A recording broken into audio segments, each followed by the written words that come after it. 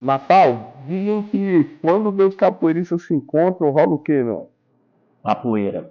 Quando a gente pega essa papoeira e joga pro mundo. Capoeirando. Pessoal, mas antes de começar, se inscreva no canal, clique no sininho, compartilhe o máximo que você quiser e puder, comente bastante e nos comentários coloca quem você quer que a gente tente trazer para uma próxima entrevista. Mestre Natal, quem é você?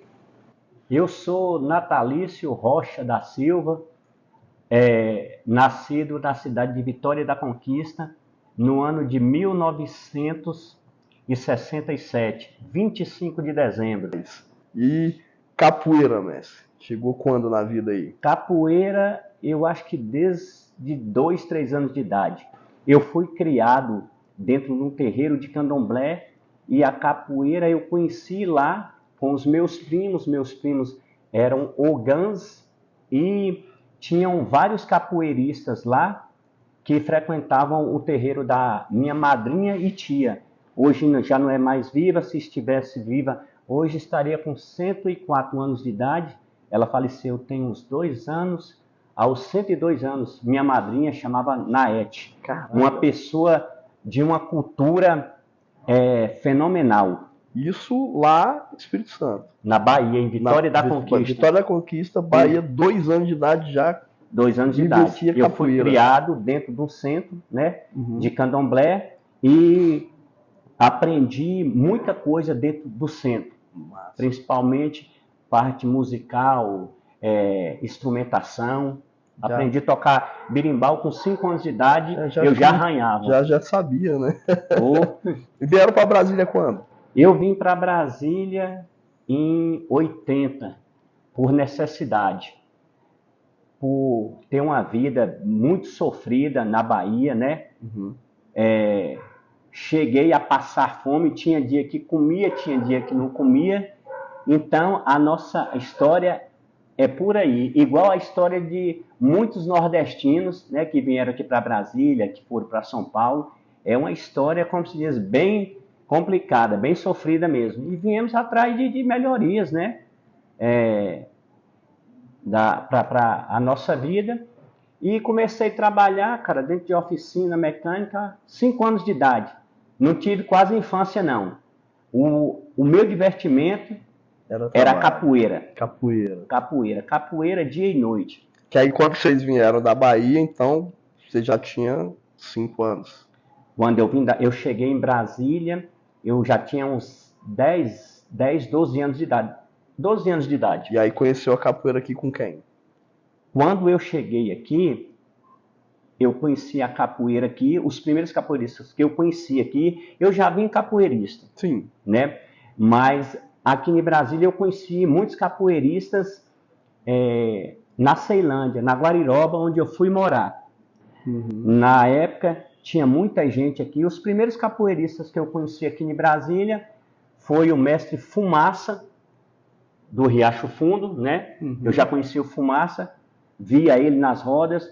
O Teté, o mestre Teté, o Cocada, que era aluno do mestre Barco, Janjão, também aluno do mestre Barco, da época lá do mestre Cal, lá no mestre Barco. Samuel Pezão, um exímio tocador de berimbau, aprendi muito com esse cara. O cara é um fenômeno. Foi embora de Brasília, mas voltou para Brasília tem pouco tempo. Um cara fenomenal. Você chegava na casa dele, ele tinha uma exposição de berimbau que ele tinha mais de 70 berimbaus arqueados nas paredes. Um cara que tinha uma cultura assim, ligado às raízes de matriz africana, incrível, nunca vi daquele jeito. E com o tempo, eu fui sabendo que ele era primo do marido da minha tia, que acaso foi aluno do mestre Tabosa, na década de 70. Brasília pequenininha. Pequena. Mas e o Beribazu? Entrou quando nesse contexto? O Beribazu, eu me entrosei com o pessoal. Quando eu cheguei aqui de Brasília, né? Eu não fui diretamente para capoeira, não. Né? De academia. Eu peguei e me entrosei com o pessoal de Ceilândia. E desse pessoal de Ceilândia eu conheci alguns alunos do Mestre Falcão, que já treinavam com o Mestre Falcão desde 84, 85, nos projetos do CAC, e uma vez o cara me fez o convite, né, para ir assistir uma apresentação do Mestre Falcão no Teatro da Praça. E eu fui, e depois de um mês, eu entrei na Academia Falcão, em 1986, final de 86 para 87. Aí começou Corda Azul. Corda Azul, tudo, né? Até então, eu era capoeirista de rua. Sim. Né? Era capoeirista de rua. Baiano. Capoeira de rua. Mas tive um tempo de capoeira com o pessoal lá que eram alunos do mestre Caiçara e do mestre Canjiquinha. Pessoas renomadas na capoeira da Bahia, grandes tocadores. Precursores, né, da capoeira. Precursores da capoeira. E foi desse jeito. Mas eu comecei a me apaixonar pela capoeira vendo os antigos mestres da Bahia fazendo apresentações. E se eu tenho que voltar um pouco atrás, tinha um programa que muitos baianos, depois dessa entrevista, vão lembrar. Chamava Recreio, da tia Arilma. Ela chamava Arilma. E nesse programa, era um programa de entretenimento, né?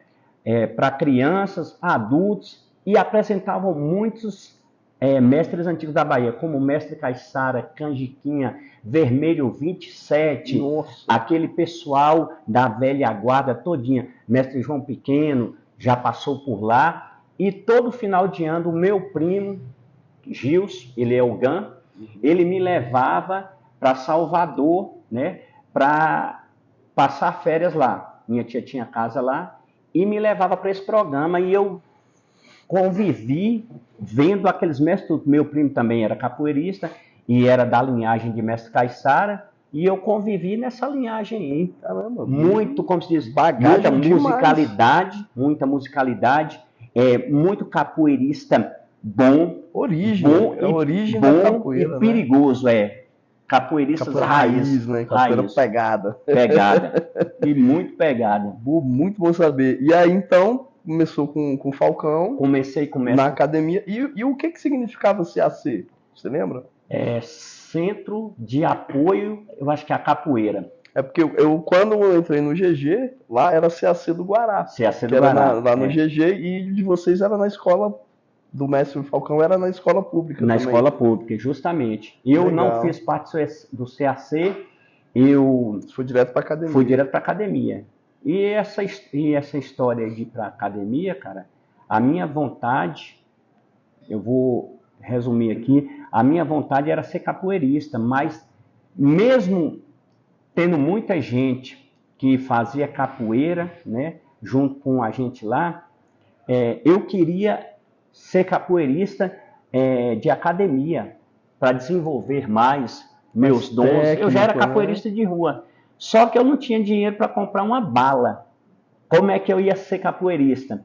Era como se diz, era uma vida muito sofrida. E a história começa por aí. Tinha um rapaz que ele treinava, eu não posso esquecer nunca disso. Foi o cara que eu me inspirei muito na capoeira. Está lá em Vitória da Conquista hoje. Mestre Manel Sarará. Na década de 70, final da década de 70, o mestre Sarará vem para a Vitória da Conquista, junto com o mestre Zênio. Eles exímios capoeiras de tudo, tanto de canto, de toque, culturalmente. O cara era um fenômeno. E eu me inspirava muito no mestre Sarará. Só que eu não tinha dinheiro para pagar mensalidade. Uhum. O que eu fazia? Toda terça e quinta tinha roda na academia de mestre Manel Sarará, e eu saía do colégio, eu estudava à noite, eu tinha uns 13 anos de idade, 12 anos. Foi logo quando eu vim para Brasília, né? Isso começou em 78, o mestre Manel Sarará dando aulas lá, e eu ia para a academia dele para mim ver os treinos. E tinha uns banquinhos, ficava assim uns banquinhos, aí os convidados ficavam assistindo. E eu ficava focado naquilo, olhando. Aprendi a capoeira assistindo. Os caras fazendo os movimentos, e eu ia, pegava os movimentos e treinava. E treinava. Só que tinha um rapaz que era aluno dele, que depois ele pegava a gente, final de semana levava a gente para um gramado que tinha lá, para ensinar capoeira para a gente. E aprimorava o que vocês tinham aprendido olhando. Eu não fui aluno diretamente do mestre Manel Sarará, mas eu considero ele como um mestre, porque mesmo não pagando, eu aprendi muita coisa na academia dele, os movimentos, e eu treinava. A vontade era tanta de aprender capoeira, e naquela época não existia abadá. Tinha a calça de capoeira. Às vezes era calça de saco. E a calça, a calça era de saco de açúcar. E tinha uma senhora, que o filho dela também era capoeirista, treinava na academia de Manel Sarará. Ele chamava Lindomar, mas o apelido dele era Bodinho. E era um grupo de meninos, junto com esse rapaz, que era um aluno formado no mestre Manel Sarará, que chamava Ringa. Não esqueço até hoje, Ringa. Era um negão grande, forte. E ele não cobrava nada da gente. Ele só queria dedicação, né? Dedicação, todo mundo organizadinho. E ele falou, não, vocês vêm treinar aqui comigo, eu vou dar aula para vocês, não vou cobrar nada, mas vocês tem que estar uniformizados. Uniformizado só era aquele abadá, naquela época. Sem camisa. Sem camisa. E o abadá era boca de sino batendo na metade da canela. Sim. E eu falei, como é que eu vou fazer esse abadá? Eu não tenho dinheiro para comprar esse saco. E o saco era vendido. Aí eu sempre fui assim, de garra, batalhador mesmo. Eu cheguei na feira e tinha um cara descarregando um caminhão de melancia. Aquelas melancias enormes, rajadas que tem na Bahia. Aí eu perguntei, moço, senhor, deixa eu descarregar aqui o caminhão de melancia. Aí ele falou, pode descarregar. E o que é que você quer, meu filho? Eu falei, não, o senhor me dá 2 sacos daquilo de açúcar, que é para me fazer umas roupas. Aí ele ficou assim, fazer roupa. Eu falei, é para capoeira. Caraca. Aí ele, não, pode descarregar o carro aí, ajuda. E eu pequenininho, magrinho, parecia um cambito seco, as pernas. E eu pegando aquelas melancias grandes, quando terminei de focado na capoeira e no uniforme da capoeira. Terminei de descarregar, ele falou assim, ó, você pega quantas melancias dessa aí você quiser, falou isso pra mim, pega quantas melancias dessa você quiser e saco ali, tem um monte lá, quanto você quer? Eu falei, não, só quero não, pode pegar uns 10 lá. Eu peguei aquele saco de linhagem, né, botei debaixo do braço, aí fui em casa rapidinho, chamei meus primos, levei umas 4 melancias, cara. Nesse dia eu saí alegre demais de lá. Levei umas 4 melancias e cheguei na casa dessa senhora, a mãe do Lindomar, e dei os sacos para ela fazer as calças para a gente. Tanto que tinha outros meninos também que não tinham condições nem de comprar o saco de linhagem, né, aquele saco de açúcar. Ela fez uns 6 abadá pra gente, a gente tava tudo, e amarrava aqui na cintura, não tinha elástico, tinha nada, era um cordão, amarrava aqui. Era a própria corda do saco. Era a própria corda do saco, e a gente ia treinar.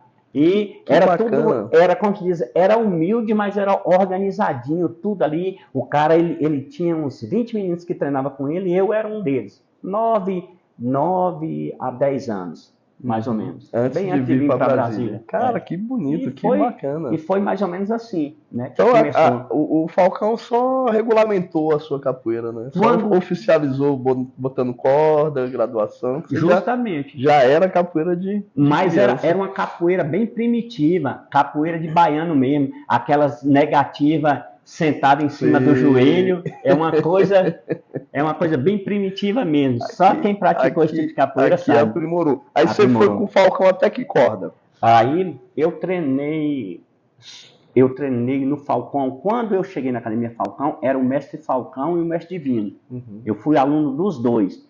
Eu treinava de segunda a sábado. Segunda a sábado eu treinava. Quando era no sábado, a roda lá pegava fogo. O mestre Divino dava aula terça e quinta, e o mestre Falcão segunda, quarta, sexta e sábado. E eu fiquei na Academia Falcão 3 anos treinando com o mestre Falcão e com o Divino. sem pegar corda, sem pegar graduação. Naquela época era bem assim. Era puxado, né? Era puxado, não era hoje em dia. Você tinha que merecer a corda. Você treina 6 meses, 1 ano, você já pega a corda. Não, eu fui pegar a minha primeira corda em 90, na academia que o mestre Onça dava aula. O mestre Divino saiu do mestre Falcão, né? Não ficou dando aula mais lá, mas ele dava aula no Colégio Imaculada Conceição, na 606 Sul. Uhum. E o que eu fazia? Eu morava na Guariroba, lá perto do Pessul. Eu trabalhava no CIA, de torneiro mecânico, né? Novinho ainda, com 18, 19 anos. E eu treinava no Imaculada, do CIA eu saía e ia para o Imaculada. Eu ia chegar em casa 1h da manhã e 5h da manhã eu já tinha que estar de pé para ir trabalhar. E isso foi durante 18 a 20 anos treinando com o mestre Divino, até 2002, 2004, até quando o mestre Divino parou e eu fui treinar com o mestre Léo Borges. Aí você já era que corda nessa época? Eu já era corda amarela e roxa. Teve aquela transição de corda. Uhum. As intercaladas. As intercaladas. Eu já tinha uns 6 anos que eu era corda verde, né? Que hoje em dia tem muita gente aí que 6 anos já é mestre, né? E fiquei 6 anos na corda verde. Da corda verde, eu peguei. Era para mim pegar amarela. Era a próxima corda. Aí bem nessa época, fizeram essa transição das ponteiras, né? E eu esperei mais um pouco para pegar corda verde e amarela com o mestre Nanã. Peguei corda verde com o mestre Nanã. O mestre Divino estava dando aula em Alexânia e no Imaculada. Uhum. Depois voltei de novo, o mestre Nanã foi embora daqui, da aula em Floripa, e eu voltei para o mestre Divino novamente e peguei a graduação amarela. Até a graduação amarela eu peguei com o mestre Divino, porque como o mestre Nanã tinha ido embora e não tinha como eu treinar mais com ele, eu treinava com o mestre Nanã porque ficou muito difícil para mim treinar no Imaculada Conceição. Chegava 1h da manhã em casa, no outro dia tinha que trabalhar ficava puxado, né? Ficava puxadíssimo, né? E o meu trabalho, ele é pesado, ele é pesadíssimo. Os calos aqui na mão mostram isso. Uhum. Então, foi desse jeito. E em 2004, 2002, o mestre Divino para de dar aula. Mas tinha um trabalho em Alexânia, né? O mestre Divino tinha um trabalho em Alexânia desde 90, eu acho que 97 até 2004. Foi a última vez que eu treinei com o mestre Divino. Aí eu e o mestre Geleia, que também era aluno do mestre Divino, desenvolvia o trabalho lá em Alexânia, um projeto para mais de 200 crianças. A gente ia no sábado, aí ficava sábado e domingo, puxando os treinamentos para o mestre Divino até o mestre Divino e dia domingo. E nesse treinamento era no Colégio das Irmãs Profissionalistas. E tinha 220 meninos, a metade ficava sentada e a gente dava aula para metade. Depois vinha aquela outra metade, estava sentada e trocava.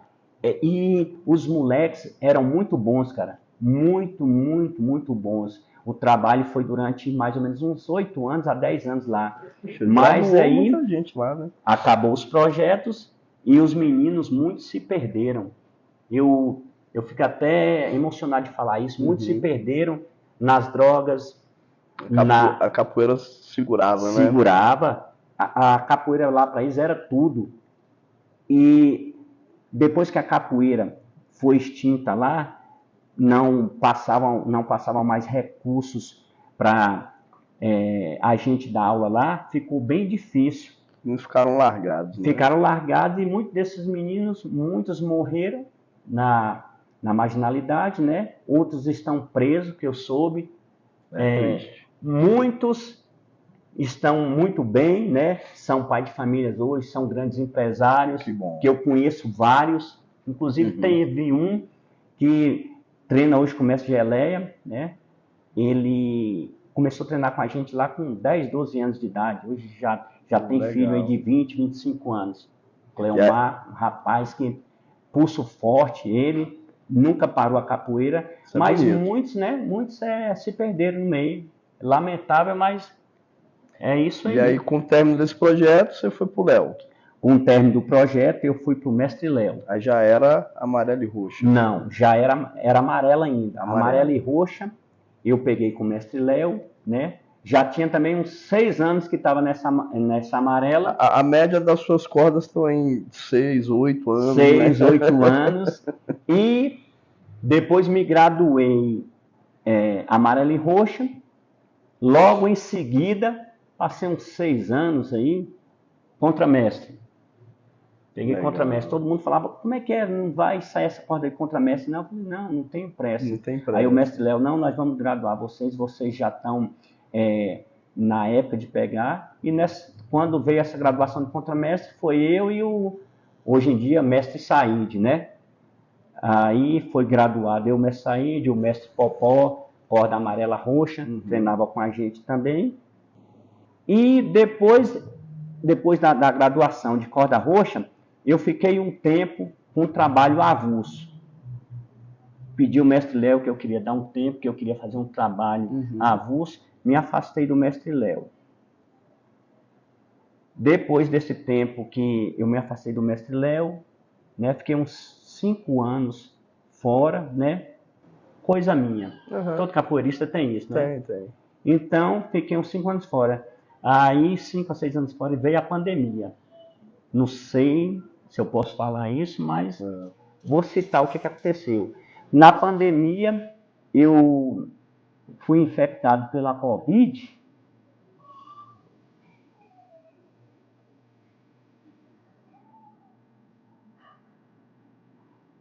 Só um tempinho. E passei 1 ano em casa, à beira da morte. Passei 1 ano, não enxergava, não falava e não via. E perdi 20 quilos. Nossa. Perdi 20 quilos, um vivo morto. Caraca. Um vivo morto. Mas a minha fé em retornar à vida, em voltar à capoeira foi grande. Eu me apeguei com Deus e falei, eu vou conseguir, eu vou sair dessa doença. Ela não vai, eu cheguei até aqui, né? Não é agora que ela vai conseguir me derrubar. A vontade de continuar a capoeira e de chegar aonde eu cheguei nessa graduação de mestre, não por pegar uma corda vermelha, e sim por tudo que eu passei desde pequeno dentro da capoeira. Completar o ciclo. Completar o ciclo, né? E você me dá um pedacinho que você me contou uma história que sua mãe engravidou a minha mãe, várias vezes. A minha mãe, ela teve 11 filhos. Desses 11, só sobreviveu eu e minha irmã. Com 3, 4 meses, as crianças morriam. Ninguém sabe, cidade do interior, né? A medicina é subdesenvolvida e ninguém sabe explicar o que era.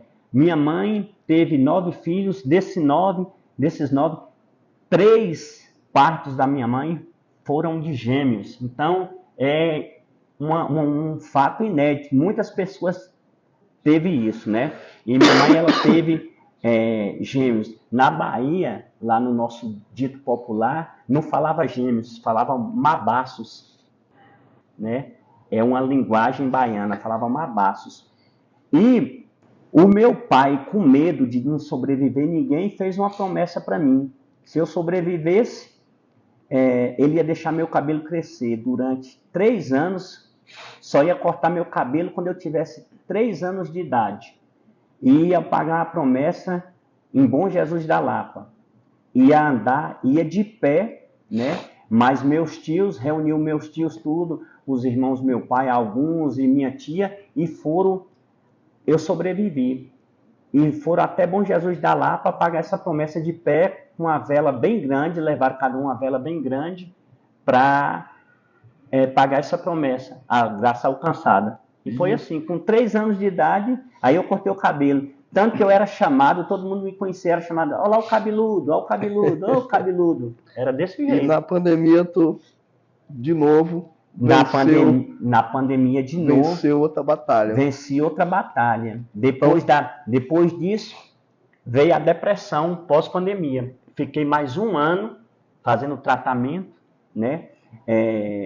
Tive que procurar psiquiatra, psicólogo, tomei remédio, né? Tomei remédios fortíssimos. E até para trabalhar era problema, porque não enxergava. Eu, como um metalúrgico, eu trabalho com instrumentos de medição, não dava para ver nada. Tem que ter a vista boa. Tem que ter a vista excelente. E foi assim. E teve um fato que, quando tem de ser, é impressionante. Eu, na fase pior da doença, né? Já tinha uns 8 meses e não melhorava, e cada vez ficando mais debilitado, né? Veio um rapaz, do nada apareceu um cara lá em casa que tinha 25 anos, que a gente não se encontrava. Ele foi meu aluno, ele era de Salvador, treinou aqui comigo, quando eu dava aula em Taguatinga. E na fase pior dessa depressão, dessa doença, esse cara chega e bate na minha porta. Eu tomei até um susto. E minha irmã estava assim, falou, aquele rapaz que treinou com você tá aí. Aí eu olhei, quem? Rapaz, ele veio de Salvador, veio te visitar. No momento que esse rapaz chegou lá, que eu vi ele, eu fui renovando as esperanças, cara. Né? A minha força vital foi voltando e eu falei, esse rapaz está aqui. Recarregou a bateria. Tem um propósito. Deus mandou esse camarada aqui para me tirar dessa mesmice que eu tô, dessa depressão. E ele começou a conversar comigo e eu não querendo mostrar como eu estava. Debilitado. Eu falei, eu comecei a me abrir com ele. Ele me chamou para sair. Parece que foi enviado, cara. Certeza que foi, né? Parece que foi enviado. Eu tenho certeza que foi. Aí comecei a desenvolver. Meus amigos. Quem tem amigo tem tudo. Meus amigos começaram a ir lá em casa, sabendo da situação que eu estava. Começou a me levar para passear. Ia muita gente lá. Um cara que eu agradeço de coração é o Mestre Valmir. Mestre Valmir, na época que eu estava pior, ele sempre estava lá em casa. Era dia e noite, final de semana, Natal, vamos sair, bora pra roda. Mestre, como é que eu tô? Eu não tenho condições de dar. Não, você tem que se fortalecer. Um cara, como se diz, ímpar, né? Tem um cara ímpar, um cara que tem uma áurea assim maravilhosa. Então eu agradeço, dos que eu agradeço é o Mestre Valmir, Mestre Popó e vários outros aí que foram lá em casa, quando souberam da minha situação, não me deixaram na mão não. Os caras estavam lá, pauleira, firmeza mesmo, me dando a maior força. Mas então eu vou te colocar numa situação difícil agora, então. Então me fala quem você é fã na capoeira. Dentre todos esses aí, ou se são vários. Me fala um cara que você fala, esse aqui eu admiro demais. Eu posso dizer, daqui de Brasília eu tenho uns 2. De lá da Bahia, como eu já citei, tem um mestre Manel Sarará. Esse é o mestre, depois vê essa entrevista aqui. Mestre, eu quero te agradecer que você foi uma referência para mim na capoeira. Como se diz, eu fui seu aluno sem ser. Mas o mestre Manel Sarará, para mim, ele é uma referência, é um cara incrível. Cara, nota 10. Massa. E aqui em Brasília, eu tenho muita gente que eu admiro. Eu posso citar aqui uns 3. Um deles é o mestre Falcão, que é um cara excelente. É um cara... Coração, né? Para toda hora, é um cara coração. O mestre Divino, que eu treinei com ele, muito. Era um cara, como se diz, um cara meio ranzinza, mas de coração, cara de coração grande, né? Coração grande. E um cara que eu admirava, sempre admirei aqui, não é do meu grupo, mas conheci jogando, um cara fenomenal, o mestre Harold, sobrinho do mestre Tabosa. Legal. Para mim é um dos melhores capoeiristas. Mestre Harold está afastado hoje, né? Mas um dos melhores capoeiristas que eu já vi até hoje na minha vida. Legal. Mestre Harold, ele é um cara nota 10, é um cara completo na capoeira. Na minha vida, assim, eu nunca vi de capoeirista, nunca vi um cara como ele. Bacana. Cara fenomenal. E aquela música que mexe com o coração, que faz jogar capoeira bem? Tem uma que eu jamais vou esquecer. Né? Eu conheci grandes mestres de capoeira, convivi com grandes mestres, aprendi muita musicalidade, muito toque de berimbau, né? Com muitos mestres renomados, como o mestre Gato, mas tem um que, esse para mim, ele é fenomenal, o mestre Natanael. E a cantiga que eu puxo assim, ela começa mais ou menos assim, um pequeno trechinho, estrofezinha. Na vida tudo acontece, só Deus tem pena de mim, porque hoje eu sofri tanto e hoje ainda sofro assim. Se tu tem problema em casa, não vem resolver aqui. Se tu tem problema em casa, não vem resolver aqui. Não é isso que o povo gosta, nem também o que eu queria. Prender o mestre Limão na porta da academia. Bacana. Deixa um recado aí pra gente. Cara, o recado que eu deixo, antes de deixar o recado, eu quero te oferecer um dobrãozinho do que eu faço. Bom, que além de ser torneiro, eu sou escultor, eu também faço esculturas, né, relacionadas à capoeira, ao candomblé, a raízes de matrizes africanas. E as minhas esculturas, eu acho que sou o único no Brasil que trabalha desse jeito. É com a lima, uma lixadeira e uma máquina de solda. Trabalho com metais nobres, como o bronze e o aço inox. Tem esculturas minhas aí espalhadas por tudo quanto é lugar. Esculturas lindíssimas, obrigado. Modéstia à parte.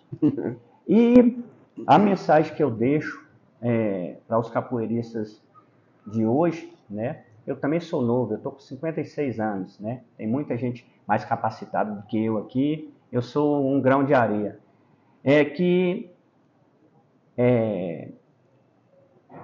Tem amor pela capoeira. Se você começar a praticar capoeira, tem amor pela capoeira, procure,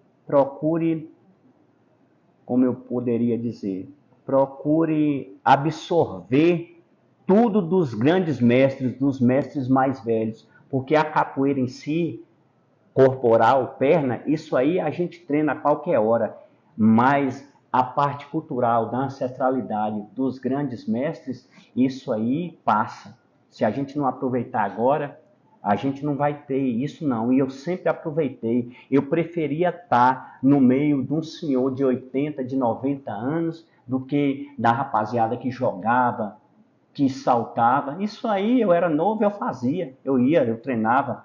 Mas conhecimento, né? O conhecimento é fundamental. O conhecimento da parte cultural, da parte musical da capoeira, né? De toda essa parte ancestral. Isso aí, se você não adquirir agora, daqui a um tempo você não vai adquirir mais, você não vai ter. Então, é isso que eu falo. Procure os mestres, respeite os mestres mais antigos, né? Na hora que o mestre chegar na tua casa, receba aquele mestre com todas as honras que ele merece. Porque se nós estamos aqui hoje, muitos mestres aí já falaram isso em várias outras entrevistas, se nós estamos aqui hoje foi porque eles passaram muita coisa, né? Há 30, a 60 anos atrás foram perseguidos, né? Para a capoeira estar aqui hoje, onde ela está. Então, essa é a mensagem que eu deixo. Para a gente poder. Mestre, queria agradecer primeiro o Dobrão, brigadão mesmo. De nada. E você trabalhou o dia inteiro, ainda disponibilizou aqui para a nossa entrevista. E é isso. A gente vai fazer agora o que a gente faz sempre depois da roda do show. Cortou cervejinha. Falei demais, né? Não.